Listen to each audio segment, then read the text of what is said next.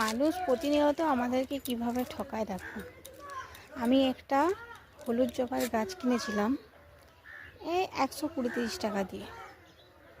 সেটা মানে একবার না হওয়ার মতো ছিল, একদম ছোট চারাটা দিয়েছিল। সেটাকে যত্ন করে খাবার দিয়ে দিয়ে সেটাকে আজ বড় করলাম। সেটাতে কড়িও এসেছে। ভাবলাম প্রতিদিন কড়িটা দেখি, ভাবছি যে কবে ফুল ফুটবে, কবে দেখবো যে এটা হলুদ জবা হয়েছে। মানে হলুদ জবার আমার একটা খুবই শখ। আজকে যখন ছাদে এলাম, এসে আমি তো পুরো অবাক হয়ে গেলাম। কি হয়েছে দেখবে? দেখো, লাস্ট পর্যন্ত হলুদ জবা আমার গোলাপি জবাতে পরিণত হয়েছে। মানে মানুষ কিভাবে প্রতিনিয়ত আমাদেরকে ঠকে যাচ্ছে।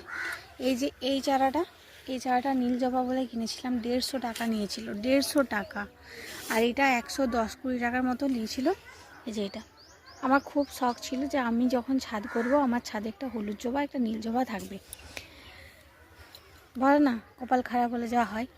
হলুদ জবা আমার গোলাপি জবাতে পরিণত হয়েছে। নীল জবাতেও পড়ে এসেছে, কিন্তু জানি না আদৌ কী ফুল হবে। যখন হবে তোমাদেরকে সেটাও দেখাবো।